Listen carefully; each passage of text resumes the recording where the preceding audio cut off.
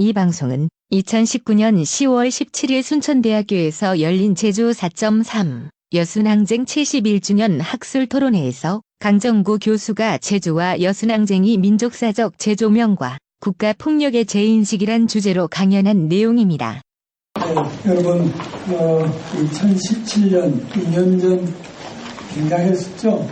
한반도 연대 전쟁이 터지느냐 정말 화급한 전쟁의 위기 속에 우리는 노심초사하고 있었죠. 다행히 4.27 남북 정상회담과 그 다음에 6.12 조미 정상회담이 열리면서 한반도의 위기 국면은 서서히 좀 가라앉고 완전히 해소는 되지 않았습니다만은 연애 때보다는 정말 평화를 구가할 수 있는 그래도 정말 희망적인 그런 시대를 맞았다 이렇게 볼 수가 있죠. 그래서 우리들은 탈냉전 평화 통일 시대를 맞았다. 근데 71년 만에 한국전쟁이 끝나고 난 다음에 71년 만에 맞은 어쨌든 분단 73년 만에 맞은 저루의 이런 기회를 결코 놓쳐서는 안 된다 하는 게 아마 우리 민족 구성원 모두의 한결같은 마음일 것입니다. 근데 그 다음은 뭐냐? 평화와 통일로 나아가는데 통일로 나아가기 위해서는 이게 과거 역사에 대한 진실이 제대로 밝혀져야 되고 이 진실을 바탕으로 해서 통일한국이나 통일조선이 나아갈 방향을 모색을 하고 지난 역사 속에서 우리가 뭐가 잘못됐느냐 하는 것을 재해석하고 재조명해서 앞으로 통일을 이룩하는 시점에서는 이러한 잘못을 되풀이하지 말아야 된다는 게 오늘날의 우리의 과제라고 생각을 합니다. 그래서 저도 그런 취지에 맞추어서 제주항쟁과 여순항쟁을 민족사적으로 재조명하고 거기에 제주에는 3만 명 이상의 국가폭력에 의한 희생자가 났고 여순의 경우에도 1만 명 이상의 희생이 났는데 이 희생과 국가폭력에 대한 재인식을 우리가 해야 된다. 흔히들 이게 국가폭력을 강조하는 부자들도 그렇지만 또 국가라는 것은 무조건 좀 악적인 존재이다. 사갈시하는 그런 경향이 있죠. 과연 국가가 그런 국가인가? 우리가 경험한 국가만 하더라도 이승만이나 박정희나 전두환의 국가의 모습과 오늘날 문재인 정부의 국가의 모습은 천차만별입니다. 그러니까 국가가 어떤 국가이냐, 국가가 정통성을 가지느냐에 따라서 국가폭력의 양태도 규모도 성격도 완전히 다르다. 그럼에도 불구하고 국가는 항상 폭력의 화신인 것처럼 이렇게 잘못짓을 하는 그런 역사인식에 대해서도 저는 우리가 냉정하게 좀 비판을 하고 과연 어떤 국가가 어떤 식으로 폭력을 행사하느냐 하는 것을 우리 여순항쟁과 제주항쟁을 통해서 재인식을 할 필요가 있다는 점을 강조를 하면서 제가 오늘 이야기는 한 6가지 정도가 되겠습니다. 첫째는 두 항쟁의 성격 규정을 하죠. 그러니까 성격 규정이라는 것은 항쟁 주체의 목표입니다. 목표와 지향에 따라서 그것이 민주를 위한 투쟁이다. 이러면은 민주항쟁이 되겠죠. 민족의 해방과 민족의 독립과 민족의 자주와 민족의 통일을 위한 항쟁이다. 이렇게 하면 그 민족 항쟁이 되는 거죠. 또 아니면은 민중의 권익 실현을 위한 투쟁이다. 이렇게 되면은 민중항쟁이 된다고 볼 수 있죠. 이렇게 이제 분류하는 방식이 있고 또 하나는 항쟁의 주체가 누구냐에 따라서 민중이 주체가 되느냐, 시민이 주체가 되느냐, 인민이 주체가 되느냐에 따라서 시민항쟁이라든지 민중항쟁이라든지 그 다음에 인민항쟁이라든지 이렇게 분류를 할 수가 있는데 아직까지도 우리 사회과학계에서는 여기에 대한 통일된 그런 정의라 할까 이렇게 내려지지 않고 제대로 이걸 분석도 하지 못한 안타까운 속에 있습니다. 그래서 첫 번째는 두 항쟁의 성격에 대해서 저는 분명히 민족 항쟁이다 하는 이런 성격 규정을 하고요. 두 번째는 이게 민족 항쟁이 왜 민족 항쟁이냐? 그냥 해방 공간이죠. 또 순수 해방 공간이라는 말이 있습니다. 뭐 제가 지어낸 말인데요. 만약에 미국이나 소련이나 외세가 개입하지 않았더라면 1945년 8월 이후에 조선 전체 사회는 어떤 역사로 나아갔을 경우 어떤 과제를 실현을 했을 건가 하는 그런 의미에서 이거는 민족사의 내재적 역사 지향이죠. 이걸 굉장히 중시해야 된다. 미국이나 소련이 들어옴으로 해서 외세 때문에 우리의 내재적 조선 사람들이 대부분 원하는 역사 지향이나 민족사적 과제가 좌절이 된 거죠. 그래서 두 번째는 이거는 민족사의 역행이라고 볼 수 있는데 이게 역행이 도대체 어떻게 돼서 일어났느냐. 주로 미국에 의해서 일어났습니다. 그 다음 세 번째는 제주 항쟁을 왜 민족 항쟁으로 봐야 되느냐 하는 것을 살펴보고 그 다음에 여순 항쟁 또한 왜 민족 항쟁이냐 하는 것을 살펴보고 그 다음에 제주 항쟁이나 여순 항쟁의 가장 원인으로 작동한 게 바로 50선거입니다.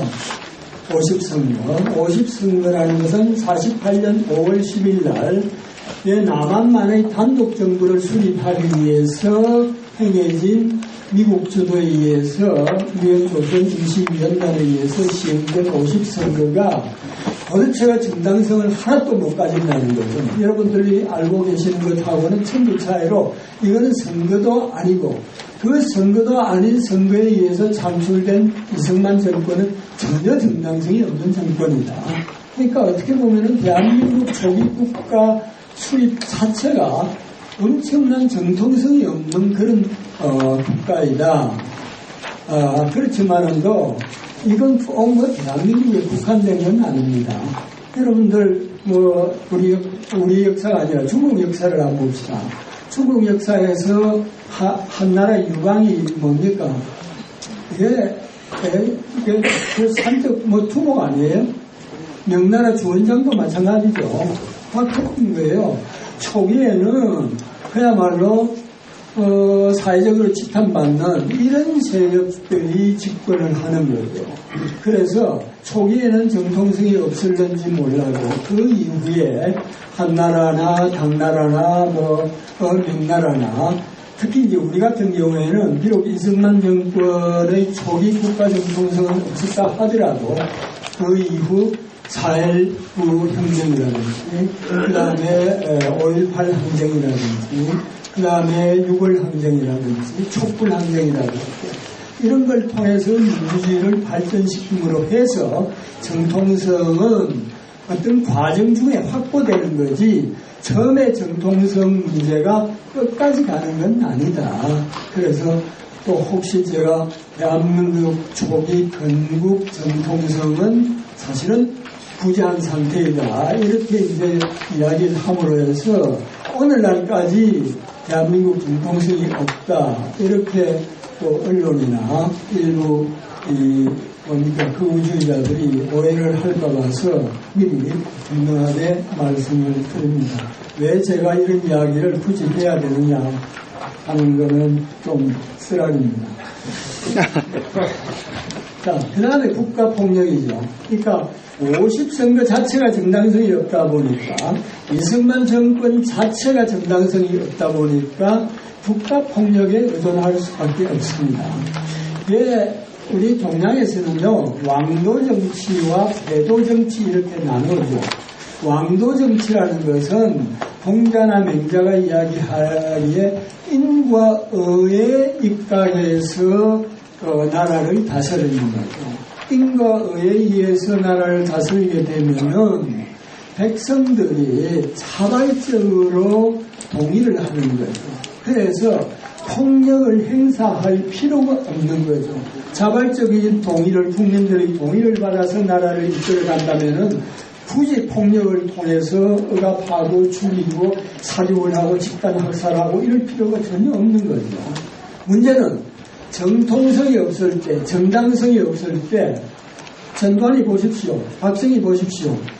그러다 보니까 얼마나 폭력에 의존을 했느냐. 다른 데도 마찬가지죠. 그러니까 국가 폭력이라는 게 어떤 국가의 성격이냐에 따라서 폭력 일변도로 패도 정치로 국가를 다스릴 수밖에 없는 정권이 있는 거죠. 아니면은 전혀 폭력을 전혀는 아니겠죠. 일부의 폭력은 불가피합니다만은 그야말로 폭력을 중심으로 한 그런 통치를 할 필요가 없는 이런 왕조 정치의 경우에는 사실 국가 폭력이 거의 나타나지 않는 거죠. 이런 거를 구분을 시켜서 해방 공간에 우리는 해방 공간에 국가가 여러 종류의 국가가 있었어요. 그러니까 남쪽의 이승만 정부의 국가, 북쪽의 김일성 정부의 국가, 그 다음에 소련의 점령국가, 미국은 군정을 실시했습니다. 군사정부를 세웠어요. 소련은 군사정부를 세우지 않았습니다. 점령국가만 있지 소련 군사정부 국가는 없어요. 미국은 그렇지만 점령군도 있고 그 다음에 군사정부까지 세워서 직접적으로 3년 동안 남쪽을 통치를 했죠. 북쪽은 그렇지 않았습니다. 소련 점령군만 있고 북조선 임시인민위원회를 46년 2월달에 만들어가지고 주로 내적인 이런 문제는 그 북조선 임시인민위원회가 알아서 하는 자치나 자유를 허용한 거고, 이게 남쪽에는 처음부터 끝까지 미국이 전부 다 군사정부를 통해서 다 지배를 하고 죽이고 4.3 항쟁에 엄청난 국가폭력을 행사하고 여순항쟁도 그때 작전권도 미국이 있었습니다. 그러니까 행사하고 이런 짓거리들을 하는 거죠. 그래서 미국이라는 군사정부 국가, 소련이라는 점령국가, 그게 또 한국전쟁 때는 중국의 인민지원군이 참여를 했습니다. 중국은 매통동 군대라는 게 인민해방군이잖아요. 6.25대잖아요. 6.25대 군인들이라는 것은 인민들과 호흡을 같이 하지 않으면은 6.25대가 살아남을 수가 없는 거죠. 그래서 중국의 국가, 초기, 모택동이 수립한 중국에서는 잔취라 이렇게 이야기를 하는데 국가를 세우는 그런 시점에서의 그 국가의 성격은 정말 소련하고는 비교가 안 될 정도로 인민 중심적이고 인민 지향적이었다. 그러니까 여러분들 한국전쟁 기간에 중국군이 학살 만행을 저질렀다는 보고를 어디 한번 보신 적 있나요? 저는 한 번도 없습니다. 그러니까 중국군이 조선 사람을 볼 때 이게 인민군 편인지 남쪽 국방군 편인지 중국 사람 모르죠. 또 미국에서도 하는 이야기가 동양 인종을 모르니까 그런데 남북 조선인민군이나 남쪽 대한민국 국방군이나 다 같이 우리들이잖아요. 그럼 모르겠는 우리도 마찬가지예요. 그러니까 미국이 외국인이니까 몰라서 잘 몰라가지고 구분이 안 돼가지고 학살을 저질렀다. 이따위 변명을 하는데 웃기는 이야기죠. 이런 걸 보면은 국가 성질에 따라서 폭력이 엄청나게 달라진다는 것.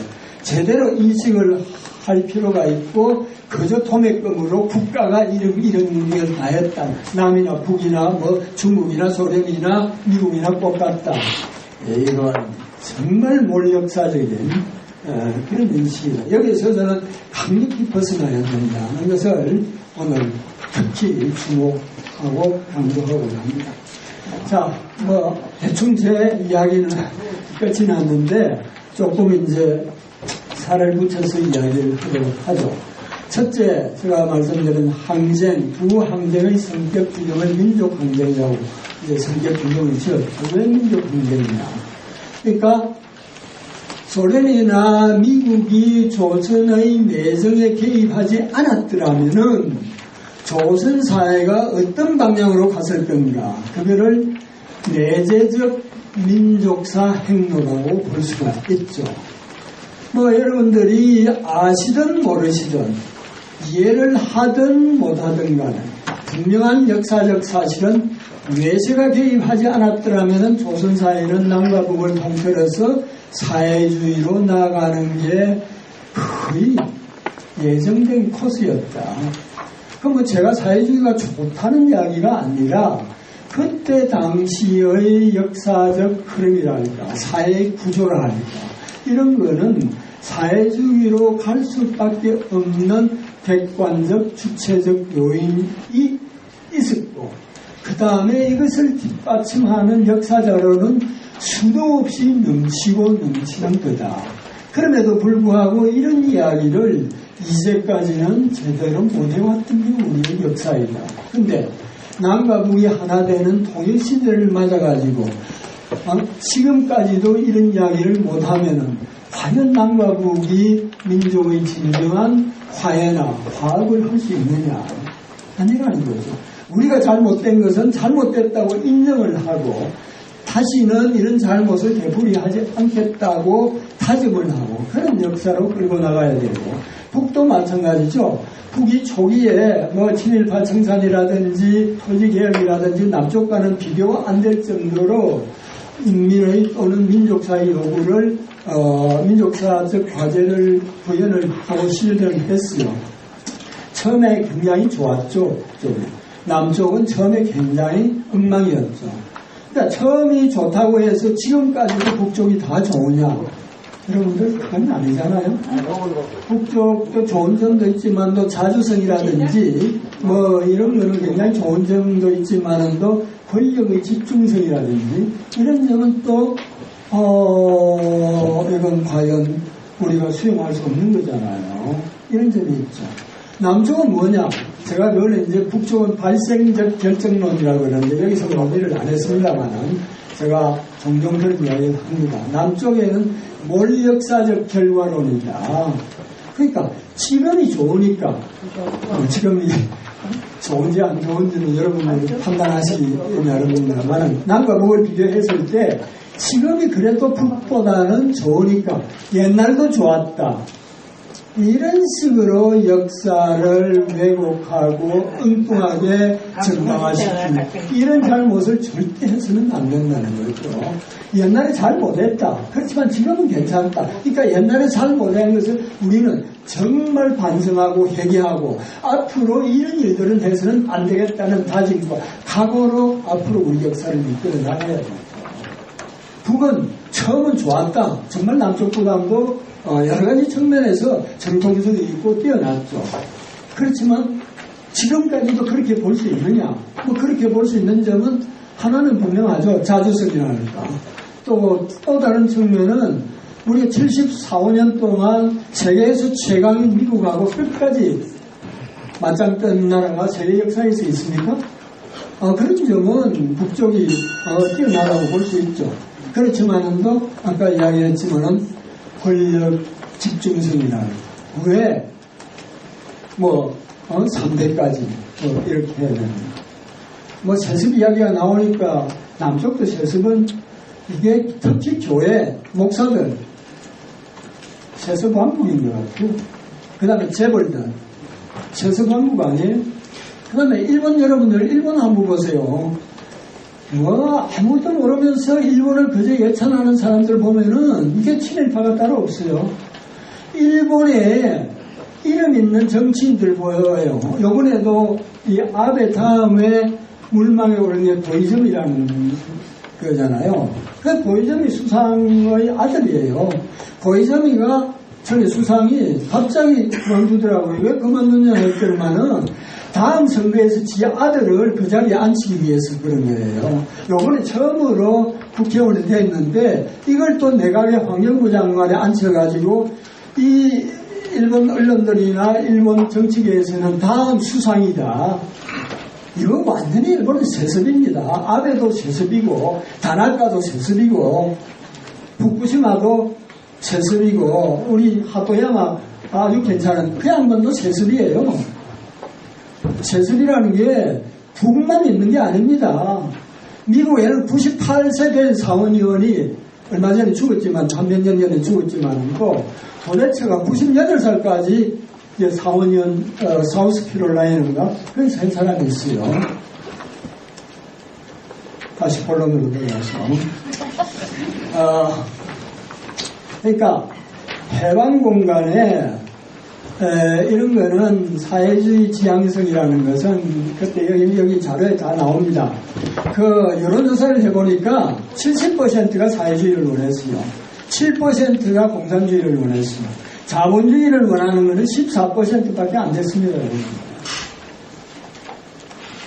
그 다음에 대한민국 초대 헌법을 한번 보세요. 여기 자료가 굉장히 많이 있습니다만 제가 두 가지 좀 보면 초대 헌법 경제조항을 보세요. 이거는 완전히 사회주의입니다. 그때 헌법기초위원장을 한 서상일이나 그 다음에 헌법기초를 한 유진호 그러니까 다 사회주의를 지향했다. 이렇게 이야기를 했어요. 이건 뭐냐? 그때의 역사적 흐름이 사회주의였다라는 거죠. 근데 그게 자본주의의 뭐예요? 그 우두머리인 미국이 이쪽을 지배하였으니까 그걸 허용을 했겠어요? 그러니까 그냥 놔주면은 조선사회가 사회주의로 나가는데 미국이 볼 때는 이거는 막아야 되겠다. 안 되겠다. 자본주의로 14%밖에 지지를 못 받지만도 자본주의로 역사 방향을 돌려야 되겠다. 이러니까 여기에서 마찰이 생긴 겁니다. 조선사회의 내재적인 방향은 사회주의고 미국이 요구하는 것은 자본주의고 이러니까 서로 어긋나잖아요. 서로 충돌이 생길 수밖에 없어요. 이런 게 폭발이 된 게 계속 대구 10월 항쟁에서부터 우선 야산대 투쟁이라든지 그 다음에 단성 반전 반대 투쟁이라든지 사삼 항쟁이라든지 여순 항쟁이라든지 이렇게 빨치산 투쟁이라든지 이렇게 연결이 됩니다. 그 다음에 두 번째는 민족사적 핵심 과제라는 게 있습니다. 이제 해방이 됐으면은 민족사적으로 대부분의 조선 사람들이 이게 한반도에서 이러이러한 일들을 해야 되겠다 하는 핵심 과제가 보통 한 4가지 정도로 있어요. 해방이 되자마자 제일 먼저 요구한 게 뭐겠어요? 친일파 청산이죠. 그 다음에 일제식민지 잠재 청산이고 그 다음에 이게 38선을 진원들 멋대로 꺼놨으니까 분단을 해소하고 통일국가를 수립해야 된다는 거죠. 그 다음에 토지개혁이 엄청난 과제였죠. 그 다음에 근본적인 사회 구조를 개혁을 해야 된다. 그러니까 혁명을 해야 된다는 거죠. 이런 게 한 5가지 정도가 민족사적 핵심 과제였어요. 근데 이걸 미국이 점령하면서 반혁명, 반공, 반소 이렇게 친일 이렇게 나오다 보니까 이게 무너질 수밖에 없는 거죠. 그러니까 왜 두 항쟁이 민족항쟁이냐? 민족사가 외세가 개입하지 않고 그대로 나아갔다라면 내재적 민족사 행로죠. 내재적 민족사 행로를 이게 미국에 의해서 미 점령군에 의해서 미 군사정부에 의해서 무너지는 그런 시점에서 이것을 다시 이렇게 세워야 되겠다. 라는 그런 어떤 몸부림, 투쟁, 이것이 사삼항쟁으로 나타나고 여순항쟁으로 나타났다. 그래서 민족의 자주적인 역사 행로를 되찾기 위한 투쟁이다. 이런 점에서 민족항쟁이라는 거죠. 제가 굉장히 기쁘게 생각하는 것은 영소 소장님이나 총장님이나 친구님이나 다 이제는 이게 두 항쟁에서 우리가 피해자의 그 입장에서 피해라는 그런 시각에서만 봐서는 안 된다. 보다 능동적인 역사의 주체로서 역사를 이끌어 나가려는, 역사를 바로잡으려는 그런 어떤 처절한 몸부림이었고 투쟁이었다. 이런 긍정적인 측면으로 봐야 된다는 그 인상을 저한테는 참 세 분 다 말씀이 다 저한테는 굉장히 공감돼요. 그래서 정말 이제는 바꿔야 돼요. 통일을 앞두고 있는 시점에서 언제까지 피해자의 인식 속에서만 머무르게 됩니다. 자, 그 다음에 이런 내재적 민족사 행로가 또는 민족사적 핵심 과제가 좌절이 됐죠. 왜 좌절이 됐느냐? 왜 민족사가 역행을 했느냐? 라는 거죠. 지금 말씀을 드렸죠. 미국의 반혁명, 반공, 반소, 냉전 정책, 이거를 내서 이게 무너지게 됩니다. 그러면서 미국 주도로 분단을 했죠. 흔히들 분단에 대해서 무비판적으로 외국 놈들이, 미국 놈이나 소련 놈이 똑같은 놈들이 이게 조선을 점령해가지고 분단되었다. 이러면은 이게 양비론이죠. 굉장히 잘못된 겁니다. 양비론은 뭐예요? 미국 책임 50%, 소련 책임 50%. 과연 역사가 그렇느냐? 아니에요. 여기 자료 한번 읽어보시면은 그렇지 않다고 판단이 됐을 겁니다. 거의 한 85%, 90%는 미국 책임입니다. 소련 책임 한 50%, 그 다음에 친일파. 이게 이제 부안해동하는 거 뭐 한 50%. 이 정도라고 봐야 되죠. 그럼에도 불구하고 그놈이 그놈이다. 양비론으로 이야기하면은 소련에 대해서는 거의 한 30-40%를 덤태기 쓰고 세우는 거죠. 그 다음에 미국에 대해서는 30-40%를 봐주는 거죠. 이것만큼 역사를 왜곡하는 게 없다. 흔히들 그놈이나 똑같다. 지금 태극기 부대나 서초동 촛불 부대나 똑같다 하는 사람하고 마찬가지입니다. 같습니까? 네? 혹시 주위에서 그놈이다 이렇게 이야기하면은 도대체 사태를 제대로 알고 이야기하라고 분명히 못을 박을 필요가 있습니다. 역사에 대해서는 좀 엄밀해질 필요가 있어요. 그냥 두루뭉실 넘어가면 안 됩니다. 두루뭉실 넘어가자고 주장하는 층이 누구냐 이야. 기득권 세력이죠. 거기에서 잘 먹고 잘 살고 미국이나 일본이나 앞잡이 노릇하고 대대손손 잘 먹고 이런 놈들이 그저 넘어가자 이런 거 아니겠어요? 이런 잘못된 역사를 더 이상 용납해서는 안 되죠. 자, 그것뿐만 아니라 미국은 이렇게 자기들이 주도해서 분단을 했을 뿐만 아니라 친일파를 양성을 하고 배양을 한 겁니다. 그러니까 친일파는 해방 공간에서 미국이 본격적으로 개입하기 전에 전부 다 도망가고 이랬죠. 이러다가 미군이 점령을 하면서 미국이 죽어가는 친일파들을 전부 다 모아가지고 배양을 한 거예요. 배양을. 그래서 그놈들이 친미파가 되고 지금 오늘날 미국에 대해서는 입도 뻥긋해서는 안 된다는 이 따위가 어디에서 생기느냐 바로 해방공간에서부터 생긴 겁니다. 그러니까 토착 외구라는 이야기 그게 바로 여기서 생기는 거죠. 그러니까 바로 이 미군정이 미국이 조선의 내재적 민족사 행로를 막기 위해서 분란을 시키고 그 다음에 토착 외구를 배양을 해서 친일파, 친미파를 양성한 게 오늘날의 이 태극기 부대의 원소예요. 원소. 자, 다음 제주항쟁에 대해서 보죠. 이건 분명히 민족혁명이다. 근데 제주항쟁이 일어난 날이 4.3이잖아요. 4월 30일인데 그게 뭐냐면은 3월 30일과 4월 7일이죠. 4월 7일 사입니다. 3월 30일과 4월 7일 48년 이게 뭐냐면은 그러니까 유권자 등록 기간입니다.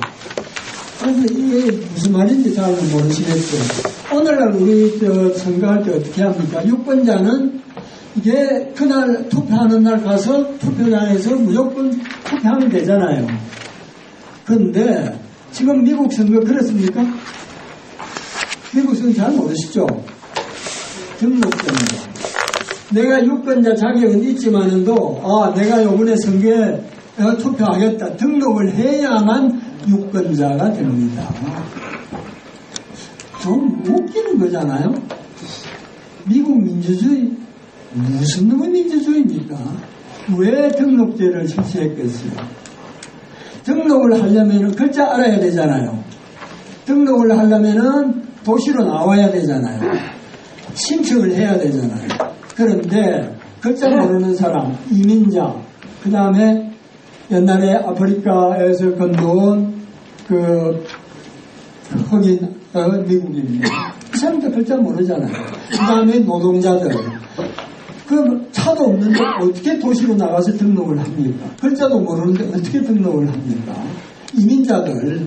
그 다음에 노동자들, 하루 벌어서 하루 먹고 사는 사람들 어떻게 그 귀중한 시간을 먹고 살기 바쁜 데 가서 등록하겠어요? 그러니까 이런 사람들을 선거에서 완전히 배제하기 위한 합법적인 수단입니다. 민주주의라는 이름으로. 여러분들 미국이 민주주의인 줄 아세요?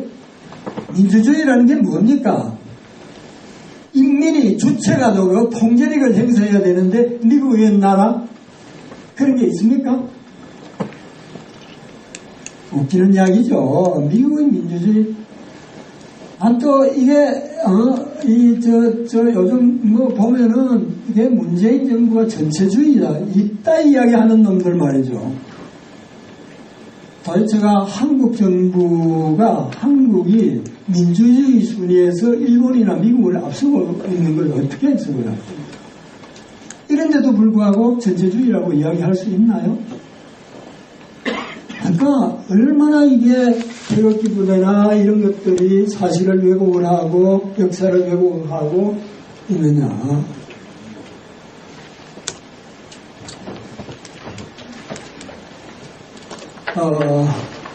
그래서 이 제주 항쟁은 바로 선거 등록 기간에 일어난 거예요.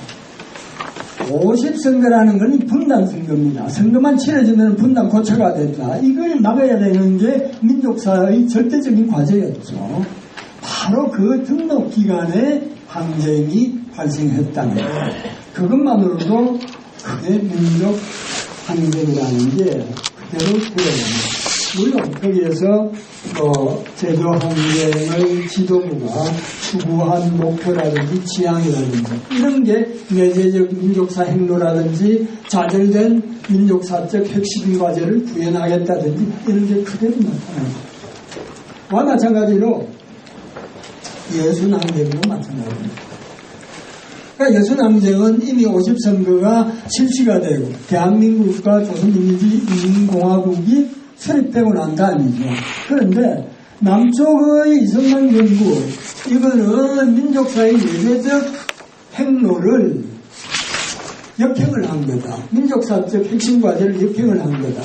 이래서 예순항쟁에서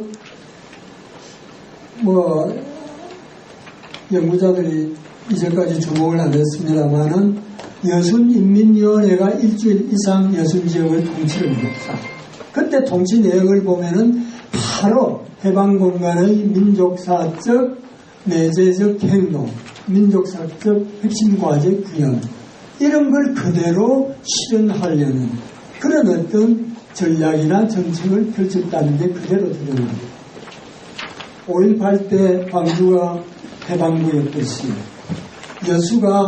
여순항쟁 이후에 한 일주일 이상 그야말로 해방구였고 그 해방구에서 추구한 그런 역사 지향은 그대로 순수 해방공간의 민족사적 내재적 역사 행보고 민족사적 핵심과적 기능이었다. 이런 점에서 예술항쟁도 역시 민족항쟁이다. 이렇게 결론을 내릴 수 있겠습니다. 그 다음에 자, 제주항쟁에서 가장 직접적인 원인이 됐던 50선거에 대해서 참 이건 아마 이 이야기를 하는 사람이 제가 처음이 아닌가 싶은데 이제까지 이런 이야기를 요즘에 하는 사람이 없는 걸로 알고 있습니다. 50선거 자체는 정당성이 전혀 없습니다. 왜냐? 50선거를 하게 되면은 뭐예요? 분단이죠. 그러니까 분단을 확정시키는 선거니까 분단을 원치 않는 조선 사람이 50선거를 하고 싶겠어요? 안 하죠. 전혀 민족적인 정당성이 없는 선거가 50선거였습니다. 그리고 그 당시에 조선인 지도자 한 10명을 칠 수 있는데 유엔 조선 임시위원단에서 이 면담을 한다거나 이렇게 그 지도자 10명을 뽑았는데 그 중에서 50선거를 지지한 사람은 2명밖에 없었어요. 그게 누굽니까? 이승만이하고 김성수죠. 고려대학교 김성수. 이게 친일파 아닙니까? 친일민족 반역권. 이승만이는 친일파의 대부. 이 두 사람만이 50선거를 찬성을 하고 김기숙이라든지 물론 영은영 선생은 안 계셨는데 영은영 선생이라든지 뭐 북쪽의 김두봉이라든지 김일성이라든지 뭐 조만식이라든지 다 반대를 한 거죠. 그 다음에 참 여러분들 모르고 있는 사실인데 50선거에 참여한 정당사회단체가 얼마나 됐느냐. 모든 좌익정당은 50선거 보이콧했습니다. 그 다음에 김규식이나 안재홍을 비롯한 모든 중도 세력은 50선거를 거절을 했습니다.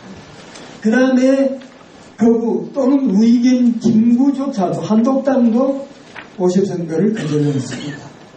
그러니까 50선거 참여한 게 누구냐? 이게 친일파 아성인 한민당과 그 다음에 이승만의 똘마니들, 이게 서북청년단, 이런 것들만 정당사회단체만 참석했어요. 그때 남쪽에 425개 정당사회단체가 있었는데 43개 정당사회단체만 선거에 참여했습니다. 이거 뭐예요 이게? 그러니까 선거를 하는데 우리 판장 선거하는데 앞에 10명 중에 하나 뽑아라. 나머지 얼마든지 90명 중에서 뽑으면 안 돼. 10명 중에 뽑아라. 그 10명은 친일파 민족반대입니다. 이게 정당성이 있습니까? 또 그 다음에 이게 이 자료에 나타나 있습니다만 그 당시에 등록을 해야 되는데 이게 강제 등록률이 91%였습니다. 그러니까 자발적으로 선거에 등록하면 9%밖에 안 됐다는 거죠. 그러니까 이게 무슨 선거라는 의미가 자발적인 어떤 권력의 선택, 이게 선거의 의미잖아요. 어떻게 이게 보장이 되나요? 91%가 강제 등록인데 여기에서 등록률과 투표율 이렇게 보면은 실질적으로 자발적으로 등록한 게 7.18%인가 이 자료에 나와 있습니다. 그것밖에 안 됩니다. 그 다음에 실제로 투표율은 6.8%밖에 안 됩니다. 이러니까 자발적인 투표율이 6.8%다. 이게 과연 선거 정당성이 있나요? 없는 거죠. 그러니까 이승만 정권의 정통성이나 정당성이 문제가 되는 거예요. 정통성이나 정당성이 없다 보니까 국가 통치를 하려면은 자발적인 동의를 받아야 되는데 그게 불가능하잖아요. 그럼 뭐예요? 폭력을 행사하는 거예요. 그래서 한국전쟁 기간에 100만의 민간인 학살이 있었다는 요인이 바로 여기서 드러나요. 정통성이나 정당성이 없는 정권은 폭력에 의해서 통치를 할 수밖에 없고 그 나타난 결과가 민간인 집단 학살입니다. 그게 바로 여순항쟁이나 제주항쟁에서의 희생자라는 거죠. 만약에 정통성이 있는 정권이 들어섰다면 그런 일이 일어났을 겁니다. 예를 들어서 아까도 말씀드렸지만 중국의 경우에는 한국전쟁에 참여했지만 한 번도 그런 예가 없죠. 얼마나 인민을 위한 정권이냐 국가냐. 그 다음에 북의 김일성 정권도 남쪽하고는 비교가 안 될 정도로 46년 2월달이 되면은 북조선 임시조무선 인민위원회에서 토지개혁을 합니다. 6월달에는 이게 종료산업의 국유화, 일제 식민지의 소유한 재산들을 전부 다 몰수해가지고 국가 소유를 다 합니다. 그 다음에 노동법이라든지 해가지고 산전산후휴가를 1946년에 77일간 주고 노동자의 권리라든지 축적을 금한다든지 반제 반복을 민주개혁을 하는 거죠. 그러니까 이게 이제 북쪽의 경우에는 내재적 민족사의 방향하고 거의 동일한 방향으로 움직였다. 그러니까 인민의 지지를 받았다. 그걸 또 보장을 해주고 밀어준 게 소련이다. 그러니까 북쪽의 경우에는 이게 소련 점령군이나 김일성 가정권이죠. 임시조선인민위원회니까 이쪽에 단기를 든 건이 단 한 건 있었어요. 신의주 학생 사건인가 하다가 한경직이라든지 이런 친구들 남쪽으로 올라가고 끝난 거죠. 그 외에 어떤 충돌도 없었다는 거죠. 근데 남쪽은 어떻습니까? 대구 10월 항쟁에서부터 계속 야산대 투쟁이라든지 사삼항쟁이라든지 여순항쟁이라든지 그 다음에 빨치산 투쟁이라든지 계속 연속이었죠. 전쟁까지 작은 전쟁 상태로 계속되었죠. 이러니까 북쪽의 김일성 정권의 정통성은 초기에는 남쪽하고는 비교가 안 될 정도였죠. 그래서 폭력도 한국전쟁 중에도 절제된 폭력이었죠. 물론 이제 인천 상륙작전 이후에는 급하니까 그때는 북쪽도 무절제한 폭력 행사가 있었어요. 근데 그 규모는 비교가 안 될 정도로 남쪽과는 비교가 안 될 정도였죠. 소련 점령군은 폭력을 자기들이 직접 하등의 필요가 없어요. 중국인민지원군은 이건 본래 태생 자체가 인민 중심이니까 전혀 그런 게 없었다. 근데 남한은 미군은 이게 사삼항쟁이나 여순항쟁을 비롯해서 한국전쟁 때 100만여 민간인 학살, 여기에다가 북쪽에 17만 2천 명 학살, 거기에다가 무차별, 도대체가 평양 시내에 공공건물 2채만 남겨놓고 전부 다 폭발을 다 시킨 거죠. 이게 미국이에요. 인권을 이야기하는 미국의 실체로 그 통해 얼마나 많은 북쪽이나 남쪽의 노벌리 학살 사건이라든지 얼마나 많은 집단 학살이 일어났느냐. 바로 미 군정이라는 국가가 조선이 내재적으로 본래 원하는 역사 방향하고 거꾸로 역사를 역행시키려고 하다 보니까 이렇게 폭력을 저지른 거예요. 이승만도 역시 마찬가지죠. 그래서 국가가 왕도 정치처럼 인과 의로서 자발적인 동의를 받을 때는 폭력 행사를 안 한다. 그렇지만도 정당성이나 정동성이 없을 경우에는 폭력에 의해서 배도 정치를 추구한다. 그래서 집단 학살이 많이 일어납니다. 이런 거를 구분을 해서 국가폭력에 대해서 이야기를 해야지, 이 서방에서는 무조건 국가는 사과시하는 경향이 있으나 개인 최고주의, 개인 지상주의, 그 다음에 시민사회 지상주의, 국가가 그야말로 사회보장제도를 또는 빈곤을 해소하고 하는 국가의 그런 긍정적인 측면, 이런 거를 완전히는 아니지만도 거의 부정일변으로 접근하는 게 서구의 학풍이에요. 근데 그걸 그대로 한국 사람들이 받아가지고 앵무새처럼 내까리는 거. 이건 자조적인 학문이 아니죠. 예, 저희 여기서 끝내겠습니다. 수고하셨습니다.